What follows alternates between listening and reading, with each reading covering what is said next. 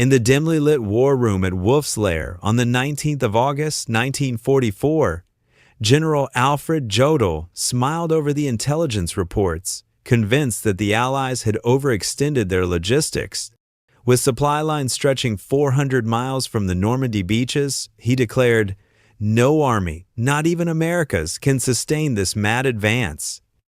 The Germans, masters of blitzkrieg, knew the tyranny of logistics all too well. It had doomed their campaigns in Russia. But 125 miles away, 5,958 trucks were rolling eastward, headlights blazing in defiance of blackout rules, challenging every principle of warfare. The Red Ball Express, an unprecedented logistical marvel, was about to shatter every German assumption. Within 72 hours, Patton's tanks would smash through defenses at the Seine. A week later, Paris would be liberated, and within a month, Allied forces would stand at the German border. The drivers, mostly African-American soldiers in a segregated U.S. Army, transformed a one-way highway into a river of supplies, drowning German hopes in a flood of fuel and resolve. This is the story of how 23,000 truck drivers, defying prejudice and exhaustion, rewrote the rules of war. They didn't just deliver cargo, they carried hope, shattered expectations, and proved that in modern warfare, trucks could defeat tanks. Join us to explore the Red Ball Express, the logistical weapon that changed history. Part 1. The German Miscalculation. In the dim, map-strewn war room of Hitler's Wolf's Lair in East Prussia, the 19th of August 1944, Generaloberst Alfred Jodl stood over a sprawl of intelligence reports, his brow furrowed with the weight of inevitability. The air was thick with the scent of ink, stale coffee, and the nervous energy of Wehrmacht officers who believed they held the upper hand. Jodl's staff had meticulously calculated the mathematics of Allied supply lines, stretching 400 miles from the Normandy beaches to General George S. Patton's spearheading Third Army. The conclusion seemed irrefutable. The Americans had outrun their logistics. Patton's tanks, they reasoned, would grind to a halt within days, perhaps hours, starved of the 150,000 gallons of fuel an armored division consumed daily. No army, not even one backed by American industry, could sustain such a reckless advance across war-torn France. The Wehrmacht, masters of blitzkrieg, knew the tyranny of supply lines all too well. Their own campaigns in Russia had crumbled not under enemy fire, but under the crushing reality of overstretched logistics trucks breaking down on muddy roads, horse-drawn wagons lagging behind panzer spearheads, supplies piling up hundreds of miles from the front. Jodl, a man steeped in Prussian military tradition, saw history repeating itself. The Americans faced the same logistical impossibility we faced, General der Panzertruppe Heinrich von Lüttwitz had written in July. Their mechanical advantage becomes a disadvantage. History teaches us what comes next: paralysis. The Wolf's Lair buzzed with a quiet arrogance, the kind born of decades of German military supremacy. Officers whispered of holding the Seine until winter, regrouping for a counter-offensive. Jodl, his uniform crisp despite the late hour, traced the Allied advance on a map, his finger pausing at the 400-mile mark. A Sherman tank burned half a gallon per mile on roads, far worse cross-country. Patton's 12 divisions demanded 12,000 tons of supplies daily, transported over damaged roads the Germans had systematically destroyed in retreat. Physical laws cannot be violated. General Major Siegfried Westphal declared, "Not even by American industry." The Wehrmacht's confidence was rooted in experience, their own failures a grim textbook. Yet, 125 miles away, a rumble was growing. 5,958 trucks rolling eastward in an endless convoy, headlights blazing in defiance of blackout doctrine. The Red Ball Express, a logistical juggernaut unimaginable to German military science, was about to rewrite the rules of warfare. Within 72 hours, Patton's tanks would smash through German lines at the Seine. Within a week, Paris would be free. Within a month, the Allies would stand at Germany's border. The Wehrmacht's finest minds, cloistered in their fortress of hubris, were about to learn a lesson in American audacity, delivered by 23,000 truck drivers who turned a one-way highway into a river of supplies. drowning German hopes in a flood of fuel, ammunition, and resolve. Part 2. The Birth of the Red Ball Express. On the 25th of August 1944, in a requisitioned French chateau near Lisieux, Lieutenant Colonel Laurent Ayers stood before a room of skeptical officers, their faces etched with doubt and exhaustion. The chandelier above flickered, casting shadows over maps and cigarette smoke as the reality of Patton's Third Army loomed large. It was consuming supplies faster than any force in history, advancing at speeds that shattered logistical planning. Railways lay in ruins, traditional convoys couldn't keep pace, and depots were overwhelmed. The Americans were 400 miles from their Normandy supply bases, and the math was brutal. An infantry division needed 700 tons daily, an armored division 1,000.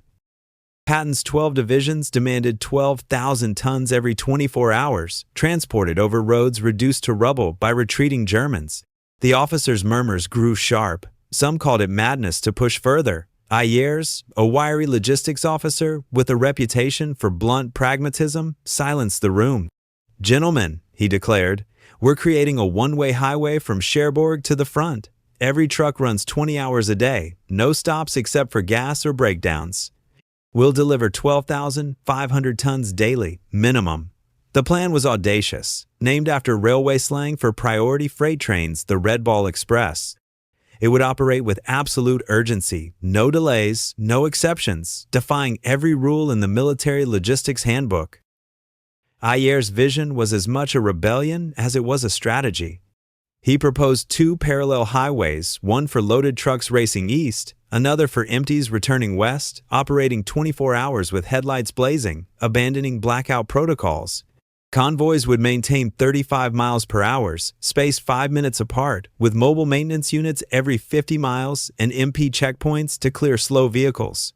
Colonel Charles O. Thrasher, overseeing the advanced section of the communication zone, shook his head. "We need 140 truck companies, 5,958 vehicles at 90% availability," he said. "That's impossible by any textbook." Yet Ayers' resolve was unshakable, his voice carrying the grit of a man who'd seen supply failures cripple armies. He drew inspiration from America's railroads, where Red Ball freight trains roared through the night, unstoppable. The name wasn't just logistics, it was a promise of momentum, a symbol of American ingenuity. Officers exchanged glances, torn between disbelief and the faint hope that this gamble could work. Outside, French villagers watched as trucks began to gather, their engines a low growl against the pastoral quiet. The Red Ball Express was born in that chateau, not from meticulous planning, but from necessity and defiance. A logistics miracle that would keep Patton's tanks rolling and prove that desperation, paired with American industrial might, could rewrite the rules of war. Part 3. The Mechanics of the Impossible. Within 36 hours of its conception, the Red Ball Express roared to life on the 26th of August 1944 as drivers from the 3,916th Quartermaster Truck Company climbed into their GMC CCKW 2.5-ton trucks, affectionately dubbed the Deuce and a Half, loaded with 105mm artillery shells destined for Patton's guns.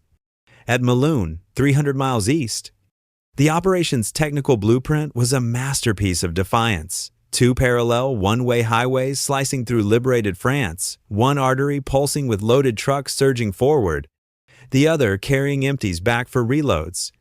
24-hour operations shattered the night with blazing headlights, a bold rejection of blackout discipline that lit up the countryside like a defiant beacon.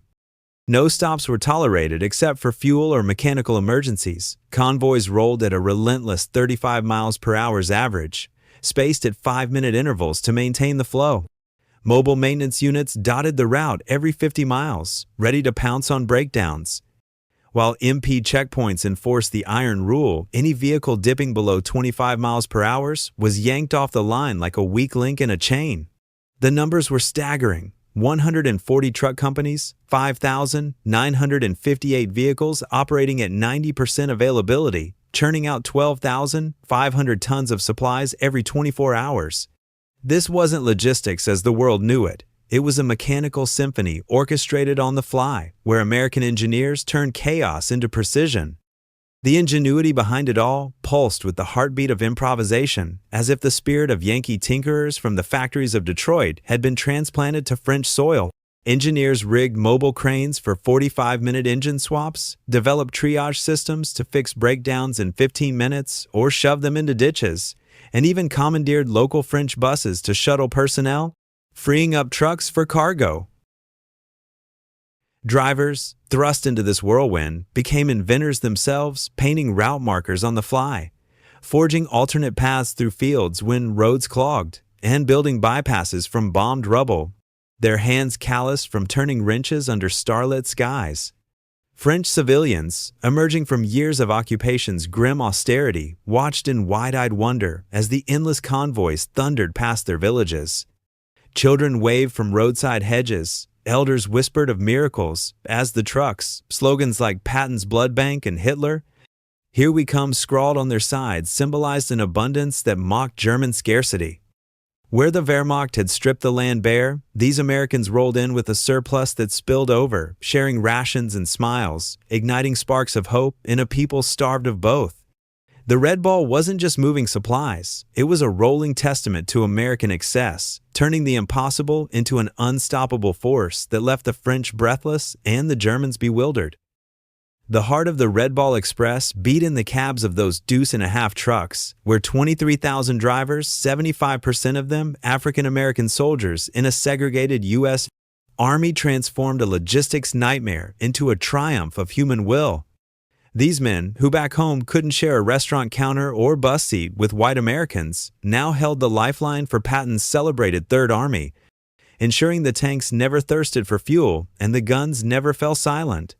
They climbed into their rigs on the 26th of August, 1944, engines rumbling like a promise of liberation, and within hours, a unique culture emerged from the dust and diesel fumes.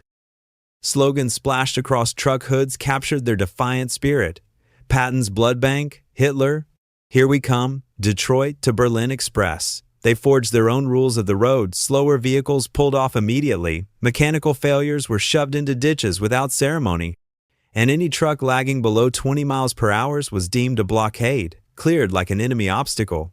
These drivers operated in a world of relentless motion, their segregated units a microcosm of America's contradictions, yet their performance was seamless, proving capability knew no color line. Amid the grind, personal stories wove through the convoy like threads of quiet heroism, fueling morale in the face of exhaustion and danger. Take Private James Wilkins, a sharecropper's son from Alabama who drove with a photo of his family tucked in his dashboard, whispering prayers over potholed roads as he hauled ammunition through the night, motivated not just by duty, but by the knowledge that every mile chipped away at Hitler's racial myths. Interactions with French locals added layers of humanity. At brief fuel stops, drivers like Wilkins shared sea rations and chocolate with wide-eyed children, bridging cultural divides with gestures of kindness that contrasted sharply with the Germans' harsh occupation. Elderly villagers, remembering the invaders' plundering, now cheered the convoys, offering fresh bread or directions, their gratitude a balm for the driver's own experiences of discrimination. Yet, this endless parade of trucks became an unwitting weapon of psychological warfare against the Wehrmacht. German soldiers, hunkered in foxholes, heard the unceasing roar of engines through the darkness, a symphony of American abundance that eroded their resolve. Intercepted reports spoke of troops demoralized by the ghost convoys, the sound alone whispering of inevitable defeat, as if the trucks carried not just supplies, but the weight of an unstoppable industrial giant. These unsung heroes, African-American drivers foremost, didn't just deliver cargo, they hauled hope across France, their resilience a silent rebuke to segregation and supremacy alike. Part 5. German Bewilderment. By the 28th of August, 1944, German reconnaissance units were sending frantic reports that defied comprehension. Continuous vehicle column, headlights visible for 20 kilometers.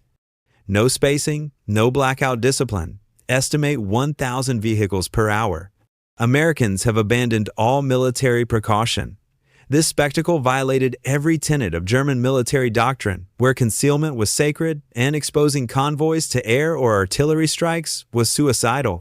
Yet the Red Ball Express thundered on, unconcerned. its trucks passing at 30-second intervals day and night. General Lieutenant Edgar Feutinger, commanding the 21st Panzer Division, observed from hidden positions on August 30, his binoculars revealing a supply system beyond German grasp. "It's not military science," he reported to Army Group B headquarters with rising alarm. "It's mass production applied to warfare." The Wehrmacht's rigid mindset, forged in the academies of Potsdam and honed on the Eastern Front, struggled to process this chaos.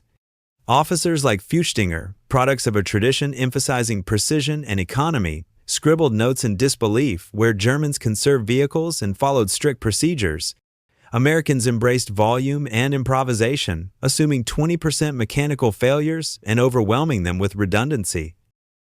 The bewilderment deepened as intercepted data poured in. In its first week, the Red Ball delivered 89,939 tons, averaging 12,848 tons daily over 686-mile round trips, with 5,958 trucks rotating 1.5 times a day, guzzling 300,000 gallons of fuel for the operation alone.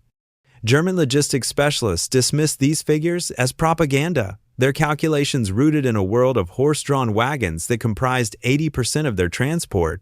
But the reality accelerated. Convoys departing every 5 minutes, each with 67 vehicles, hauling 5 to 7 tons, covering 350 miles in 14 hours. Attempts to rationalize it faltered. Staff meetings in dimly lit bunkers turned tense, officers pacing under the weight of dawning despair. "We face not a superior army, but a superior civilization," Field Marshal Walter Model lamented, his voice echoing the crumbling confidence of a once unassailable force. They had prepared for tactical battles, not this industrial torrent that made mockery of their scarcity-driven strategies. Whispers of envy mixed with fear. How could these Americans waste resources so prodigiously, abandoning trucks rather than repairing them, while German divisions begged for parts? The growing despair seeped into the ranks, officers staring at maps as if willing the convoys to halt, realizing that American abundance wasn't just logistical, it was a cultural force, eroding the Wehrmacht's faith in their own doctrines, one relentless mile at a time. Part 6. Fueling the Advance, Operation Pluto and Beyond. The Red Ball Express's most audacious feat lay in its mastery of fuel, a commodity that had crippled German offensives time and again, consuming 300,000 gallons daily just to keep its own trucks rolling, more than many Wehrmacht armies received for all operations.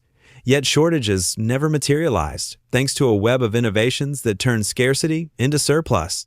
Forward fuel dumps sprouted every 25 miles along the route, tanker trucks forming parallel convoys to ensure no vehicle waited more than 10 minutes for refueling. This wasn't mere planning, it was a parallel marvel. Operation Pluto pipelines under the ocean, laying fuel lines across the English Channel, undetected by German intelligence. By September 1944, petroleum flowed underwater like an invisible river, feeding the beast of American mechanization.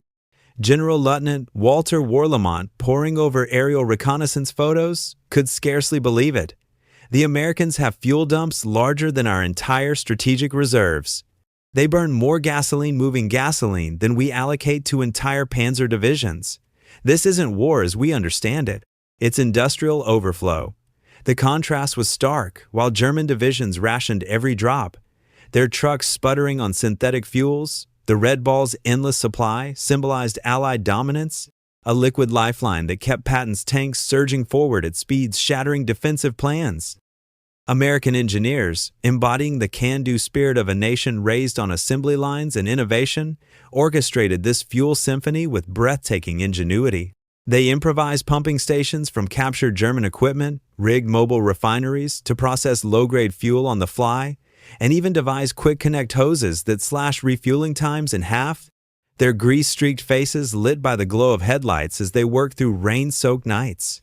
This resourcefulness stood in sharp relief against German shortages, where fuel crises had doomed the Eastern Front, leaving panzers as static pillboxes.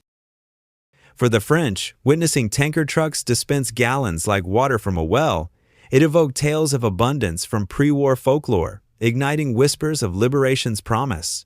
Symbolically, this endless fuel became a beacon of hope, eroding enemy morale as German soldiers, huddled in fuel-starved outposts, heard the ceaseless rumble of well-fed engines. It wasn't just logistics, it was a psychological hammer, pounding home the reality that America's industrial heart pumped stronger than any European counterpart, turning the tide of war 1 gallon at a time and proving that in the mechanized age, fuel was the true kingmaker. Part 7. Breaking the Rules, American Ingenuity. The Red Ball Express thrived on a whirlwind of innovations that sprouted hourly. As drivers and mechanics tackled obstacles German military science deemed insurmountable, turning potential disasters into seamless triumphs. When trucks broke down, some 1,800 daily mobile maintenance units descended like pit crews at a racetrack, implementing a ruthless triage system, 15 minutes to repair or push the wreck into a ditch. Engines were swapped in 45 minutes with mobile cranes, parts cannibalized from irreparable vehicles without a second thought. Congested routes? Drivers blazed alternate paths through fields and villages, commandeering French buses to ferry personnel and liberate trucks for cargo duty. Captured German vehicles were hastily repainted olive, drab, and thrust into service, their swastikas buried under layers of American grit. Destroyed bridges posed no barrier. At Monte, where German engineers had calculated a 6-week rebuild, American sappers erected a temporary span in 14 hours. While convoys detoured a mere 8 miles on bulldozed bypasses fashioned from bombed rubble. This wasn't orderly engineering, it was raw, adaptive genius, violating every German principle of careful planning and scheduled maintenance, yet accelerating the operation rather than dooming it. The chaos of these improvisations pulsed with a vibrant energy, mechanics shouting over clanging tools in the dead of night, their flashlights dancing like fireflies as they jury-rigged solutions from scrap and sheer willpower. Drivers formed tight-knit bonds amid the mayhem, sharing Benzedrine tablets and tall tales during fleeting breaks, their laughter a defiant counterpoint to the whine of overtaxed engines. One crew, dubbed the Midnight Mechanics, became legends for hot-swapping axles under artillery fire, their camaraderie forged in the crucible of exhaustion and urgency. French civilians, peeking from shuttered windows, gazed in awe at this spectacle of resourcefulness, trucks morphing into workshops, roads birthing from ruins overnight. To them, it evoked the ingenuity of their own resistance fighters, but amplified by American scale, villagers often lent hands, offering tools or guiding detours, their faces alight with a mix of wonder and gratitude as they witnessed abundance, reclaiming their scarred landscape. This stood in glaring contrast to German rigidity, where every repair required paperwork and hierarchy, stalling operations for days. The Wehrmacht's observers, hidden in tree lines, scribbled notes of incredulity. How could such disorder yield order? The Americans built faster than Germans could destroy. Their improvisations, a cultural flex of democratic flexibility over authoritarian precision, proving that in the fog of war, bending rules wasn't weakness. It was the path to victory. Part 8. The Human Cost and Triumph. The Red Ball Express exacted a brutal toll on its drivers, men who pushed beyond human limits in a grueling ballet of exhaustion and peril. With accidents claiming 300 lives over the operation's span trucks colliding in fog, overturning on cratered roads, or erupting in flames from overheated engines. These soldiers operated for 72 straight hours, their visions blurring from sleep deprivation and Benzedrine stimulants, hallucinating shadows on the highway, yet pressing on with a morale that soared inexplicably high. Mostly African American, denied equal rights in their own country, and barred from combat roles, they grasped the historic weight of their mission. Every ton delivered was a blow against Hitler's racial doctrines, proving superiority through sweat and skill rather than ideology. Captured German officers, like Oberst Hans von Luck, confessed in interrogations, "We knew we'd lost when we understood your supply system. You've industrialized warfare beyond our comprehension." The drivers' resilience shattered not just enemy lines, but prejudices, their segregated units outperforming expectations and planting seeds for military integration. As General Eisenhower observed firsthand in September 1944, watching weary men unload crates and muttering to his aide, "These men are winning the war as surely as any infantry. We need to reconsider many things." Stories of individual heroism illuminated the human triumph amid the carnage, like Corporal John L.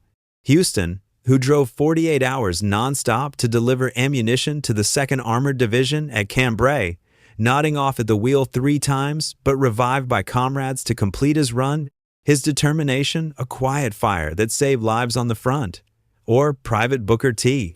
Washington, whose truck ignited from brake failure while carrying medical supplies, defying protocol, he steered the blazing vehicle 2 miles to a field hospital, leaping out as flames licked the cab, ensuring wounded soldiers from both sides received aid.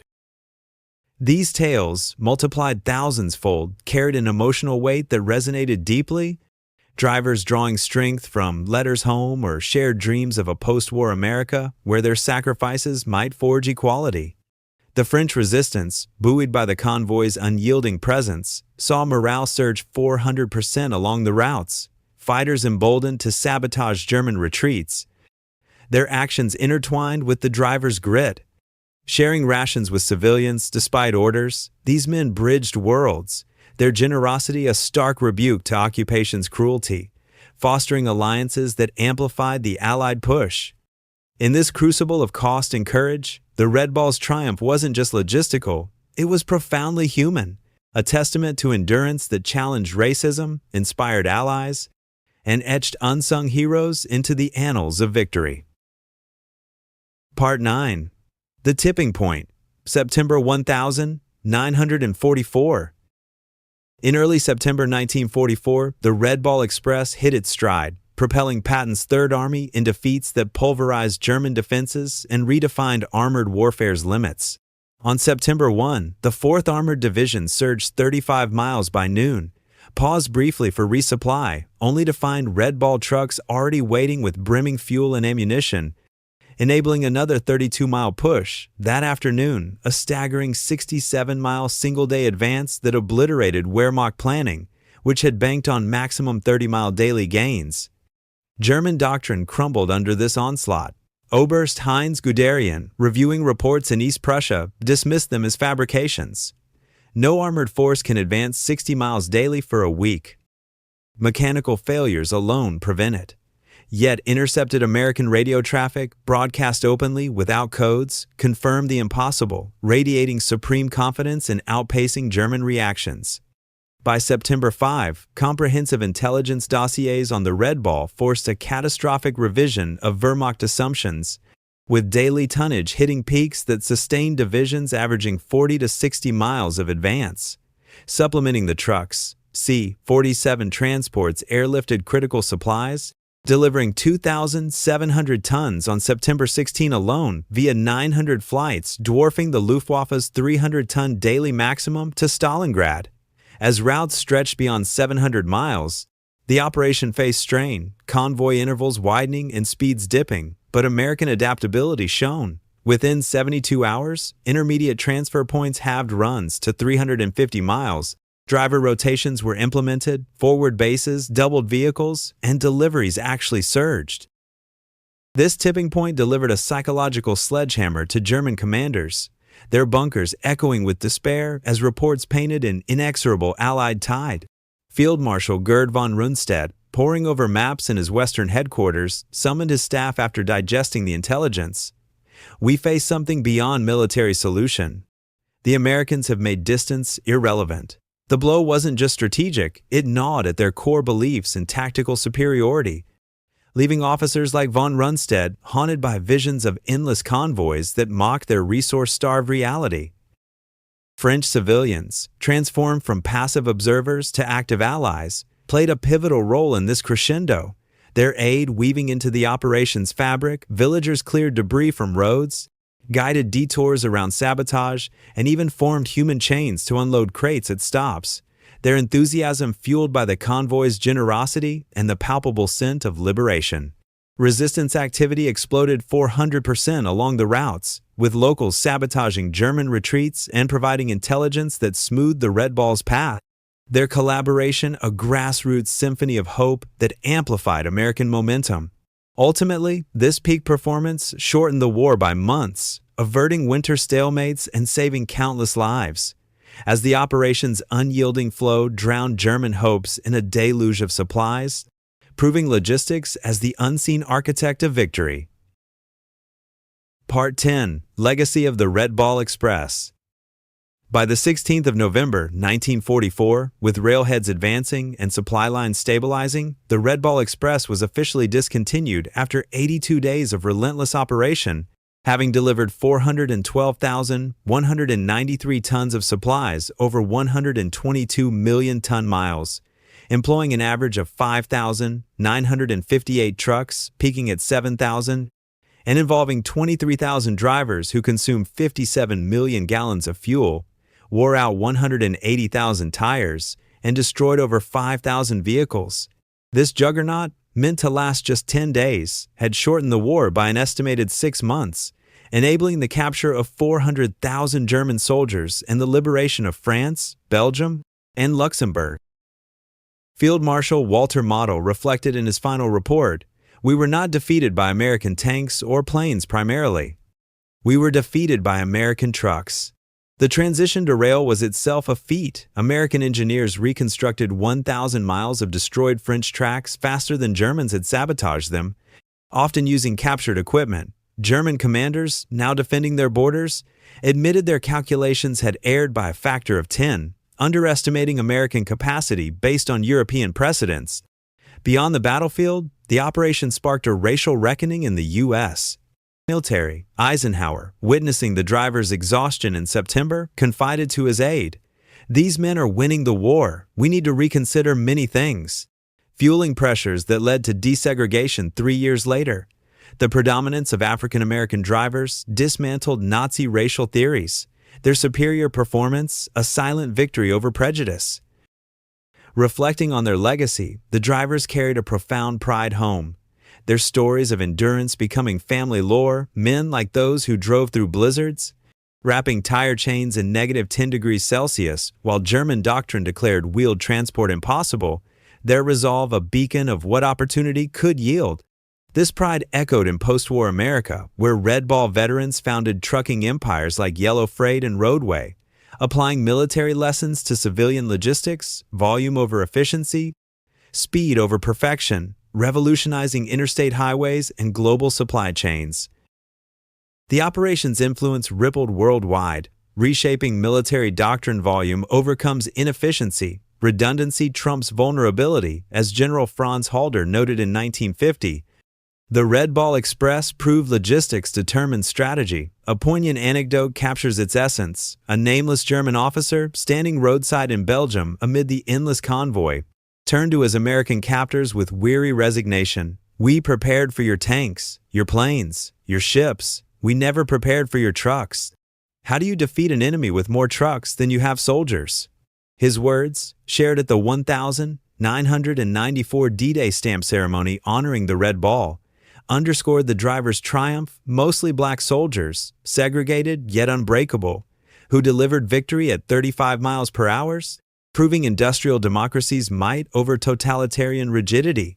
Their legacy a roaring testament that in modern war, trucks conquer where tactics falter. Please press like and subscribe to the channel, or wait for my latest video.